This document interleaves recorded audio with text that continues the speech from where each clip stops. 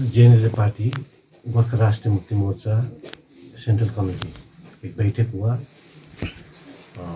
उसमें ये निर्णय हुआ कि इस बार दार्जिलिंग, खरसाङ और कालिम्पोङ में बीजेपी का पार्टी जो भी हो उसको भारी मत से जिताने का वही स्टैंड लिया है जेएनएलए पार्टी। जैसे आप लोग ने तो 19 में तो अपने कैंडिडेट बाई इलेक्शन में अपना कैंडिडेट दिए थे बीजेपी का फ्लैग में, लेकिन इस बार आप लोग उन लोग का फ्लैग, उन लोग का कैंडिडेट को सपोर्ट करें, ये क्यों? जैसे आपको पता है नहीं, दिल्ली का एक विजिट था, होम मिनिस्टर के साथ एक बैठक हुआ था। उसमें जो होम मिनिस्टर ने जो अपील किया था इस बार भाजपा को एक सहयोग पुराने के लिए, तो इसमें जो बातें हुई, मेन नंबर 1 जो बात हुई थी सब्जेक्ट क्या था, स्थायी राजनीतिक समाधान जो भी ये आ रहा है अभी तक, उसमें बात हुआ। और हमने यही होम मिनिस्टर को एक रिक्वेस्ट किया कि इस बार हम लोग तो बोलते आ रहे हैं, ऐसे ही बोला मैंने होम मिनिस्टर को,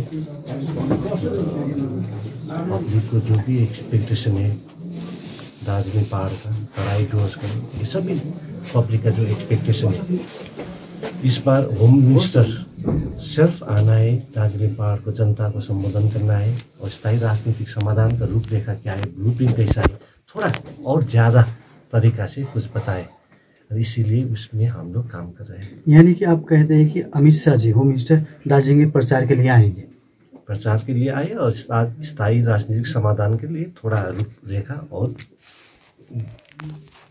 पब्लिक के आगे रखी बात। जैसे यहाँ पर दार्जिलिंग, स्पेशली दार्जिलिंग सीट के लिए अजय एडवर्ड का नाम आगे आ रहा था और जनरल पब्लिक भी, सोशल मीडिया में भी वो अजय एडवर्ड को दिया जाए दार्जिलिंग से सीट से, वो बोल रहा था, तो इसमें क्या हुआ? तो वो सही था, सब कुछ सही है। अजय एडवर्ड यहाँ पॉपुलर है, जेएनएलए पार्टी का एक लीडर है। अगर जेएनएलए पार्टी का तरफ से अगर कैंडिडेट खड़ा करने होने से तो वो जरूर अजय एडवर्ड को मिलता, लेकिन बीजेपी कैंडिडेट होने के नाते इस बार वो हो नहीं पाए। फिर भी लार्जर इंटरेस्ट के लिए जो सेक्रीफाइसेस हम सब ने दिया है, ये जल्दी स्थायी राजनीतिक समाधान का समाधान निकालिए, ये केंद्र सरकार को ये रिक्वेस्ट किया है, ये बातचीत हुआ है। सो हम चाहते हैं कि ये स्थायी राजनीतिक समाधान जो भी समस्या है, गोरखाओं का समस्या है, पहाड़ तराई डोज के लिए, इसका ये समस्या जल्द से जल्द हल, ये होम मिनिस्टर से बात हुई। जैसे बिमल गुरुङ ने अपना स्पीच में कहा कि बीजेपी ने जो खरसाङ और कालिम्पोङ का सीट उसका ही पार्टी का लीडर जो उसको छोड़ के गया है उसको दिया, तो वो कभी भी जीतेगा नहीं। इसके बारे में आपको क्या कहना है? उसको तो क्या कमेंट करना है, कमेंट करना ही नहीं है। जो हम लोग का पार्टी का स्टैंड है उसमें स्टैंड करना है और भारी मत से जिताएंगे बीजेपी को। बिमल ने ये भी कहा था अपने स्पीच में और सब में कि जेएनएलए से हम अपना बात करेंगे आने वाले दिन में हम अलायंस के लिए बीजेपी, जेएनएलए और बिमल गुरुङ का अलायंस होगा, हम बात करेंगे, तो क्या उसमें भी आप अपील करेंगे? यस, संभव था जब पहले जैसा था सिचुएशन, अगर दिल्ली में होता था, सिर नहीं झुकाया होता था, तो सब संभव था।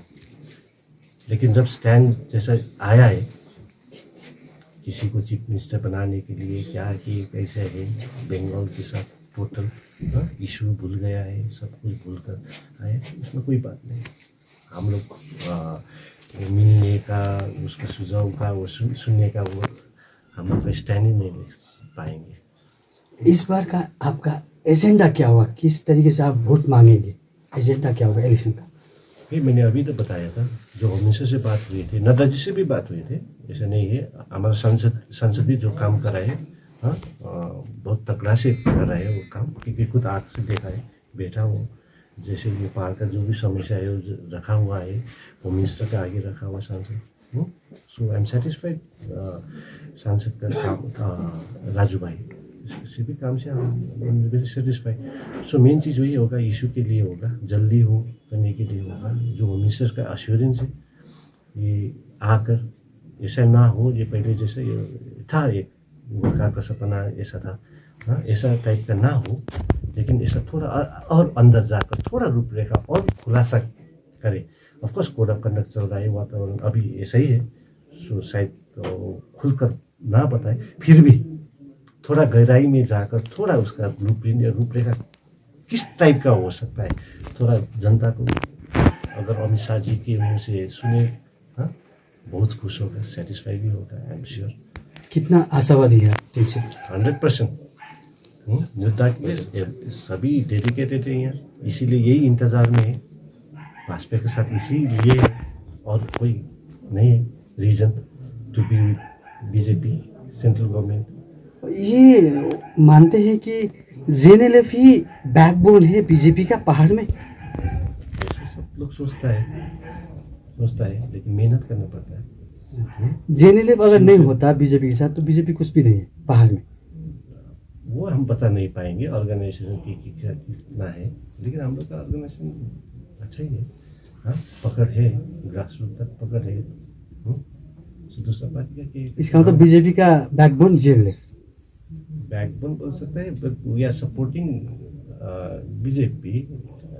ये जो भी आने वाला चुनाव है उसमें हम लोग 100% साथ देंगे और जिताएंगे भी, जस्ट फॉर द इशू के लिए, मुद्दा के लिए। थोड़ा 1 इंच 2 इंच जो भी हो, इस समय थोड़ा इशू आगे बढ़े और कुछ नहीं। आशा है, होप है एक, क्योंकि उस तरफ अगर टीएमसी आएगा तो जीटीए ये तो ओपन है, पिक्चर तो ओपन है।